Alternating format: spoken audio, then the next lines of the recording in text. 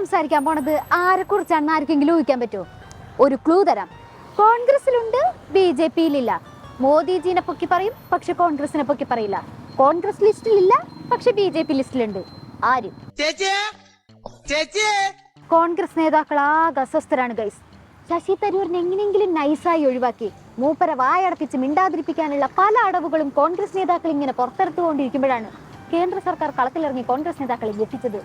കേന്ദ്രം വിദേശത്തേക്ക് അയക്കുന്ന സർവകക്ഷി സംഘത്തിന്റെ ലീഡർ ആരാ? ശശി തരൂർ.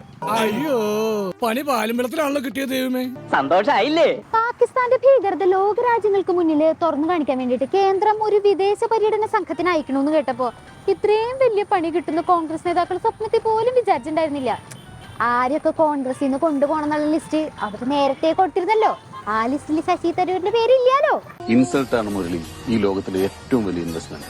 അങ്ങനെ കേന്ദ്രം വിദേശത്തേക്ക് പോകേണ്ടവരുടെ ലിസ്റ്റ് ഇറക്കി. അതില് കോൺഗ്രസ് നേതാക്കൾ കൊടുത്ത ഒരു പേരും ഇല്ലേ താനും. ഇല്ലാത്ത പേര് വരികയും ചെയ്തു. അതും ആരുടെ പേരാ വന്നത്? ശശി തരൂരിന്റെ. അതാണ് ഞങ്ങളുടെ കോൺഗ്രസ് നേതാക്കൾക്ക് തീരെ സഹിക്കാൻ പറ്റാണ്ടിരുന്നത്. അവൻ പോട്ടടോ, നമ്മുടെ കൂട്ടിലെ കോഴിയല്ലേ, എപ്പോഴേലും പിടിക്കാലോ. കൊളക്കോഴികളോട് നിൽക്കല്ലേ. പക്ഷെ ആ ഇൻവിറ്റേഷൻ കിട്ടിയപ്പോൾ അത് അക്സെപ്റ്റ് ചെയ്യുന്നതിന് മുമ്പേ ശശി തരൂരിൻ്റെ കടമയായിരുന്നു അത് കോൺഗ്രസ് പാർട്ടിയോട് ഇങ്ങനെ ഇൻവിറ്റേഷൻ കിട്ടിയിട്ടുണ്ട്, അക്സെപ്റ്റ് ചെയ്യാനുള്ള അനുവാദം വേണം എന്ന് പറയണം. എന്തിന്? ലിസ്റ്റിൽ പേരില്ലാത്തവരുടെ പെർമിഷൻ എന്തിനു വാങ്ങണം? കൂടുതൽ വെളച്ചിലെടുത്തിട്ടുണ്ടെങ്കിൽ നെക്സ്റ്റ് സെഷൻ ഓഫ് മോദി സ്തുതി ഞങ്ങളുടെ ശശി തരൂര് പുറത്തേക്ക് എടുക്കട്ടാ പറഞ്ഞേക്കാം. എന്നെ മന്ത്രി വിളിച്ചു, ഞാനത് ബഹുമതിയെ കണ്ടു. ദേശീയ സേവനത്തിനാണ് അവർ ആവശ്യപ്പെട്ടത്.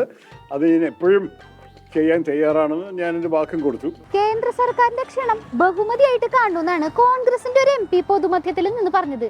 ഇതിനേക്കാൾ വലിയ ഡിസാസ്റ്റർ നിങ്ങൾക്ക് വേറെ നേരിടാനുണ്ടാ? ശശി തരൂര് വിശ്വപൗരനാണല്ലോ. സോ അദ്ദേഹത്തിന്റെ കളികൾ ഇനി നാഷണൽ ആൻഡ് ഇന്റർനാഷണൽ ലെവലായിരിക്കും. നിങ്ങളൊക്കെ നോക്കിയും കൊണ്ട് നിന്നോ. കോൺഗ്രസ് പാർട്ടിയിൽ MP-മാരായിട്ട് എത്രയോ വിശ്വപൗരന്മാരുണ്ടായിട്ടുണ്ട്.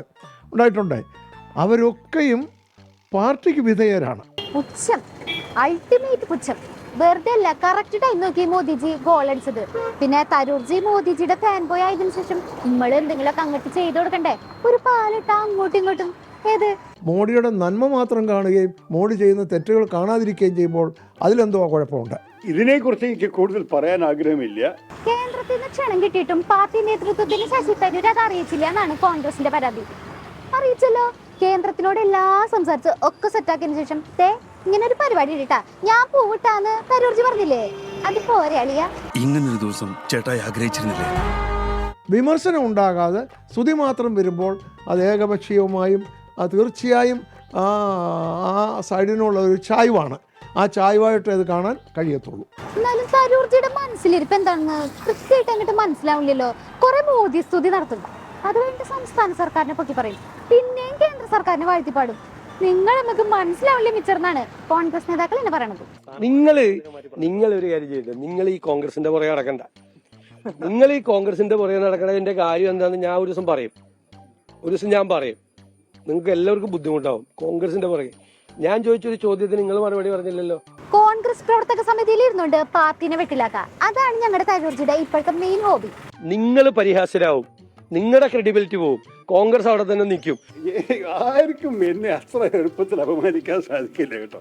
നമുക്ക് നമ്മുടെ സ്വന്തം വിലയുണ്ട്. അപ്പൊ എനിക്ക് അതിനെക്കുറിച്ച് വലിയൊരു ചിന്തയാണ്. ഇതിപ്പോ തിന്നില്ല തീറ്റിക്കില്ല എന്ന് പറഞ്ഞ പോലെയായി തരൂർജിയുടെയും കോൺഗ്രസിന്റെയും കാര്യം. എന്റെ കഴിവ് കണ്ടിട്ടാണ് കേന്ദ്രം എന്നെ ക്ഷണിച്ചതെന്നാണ് ശശി തരൂർ പറയുന്നത്. എന്നാ തരൂരിന്റെ ആ കഴിവ് കോൺഗ്രസ് കാണുന്നുണ്ടോ? നെഹി. കോൺഗ്രസ് നേതാവ് എന്നുള്ള നിലയിൽ നോക്കുമ്പോഴേ ശശി തരൂരിന് കഴിവല്ല, കഴിവുകേടാണ് കൂടുതലുള്ളതെന്നാണ് കോൺഗ്രസ് നേതാക്കൾ പറയാതെ പറയണത്. ഇന്ന് അദ്ദേഹത്തിൻ്റെ സ്റ്റേറ്റ്മെൻറ്റുകൾ ഇറ്റ് ലാക്സ് ക്രെഡിബിലിറ്റി.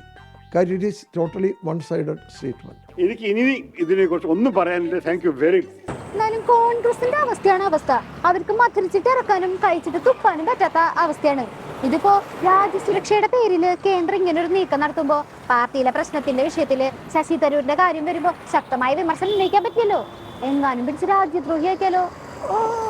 എന്റെ കോൺഗ്രസ് നേതാക്കളെ അറിയാൻ പാടില്ലായിട്ട് ചോദിക്കുകയാണ്. നിങ്ങളുടെ എപ്പെട്ട പരിപാടി അവതരിപ്പിച്ചാലും ഇത് തന്നെയാണോ അവസ്ഥ?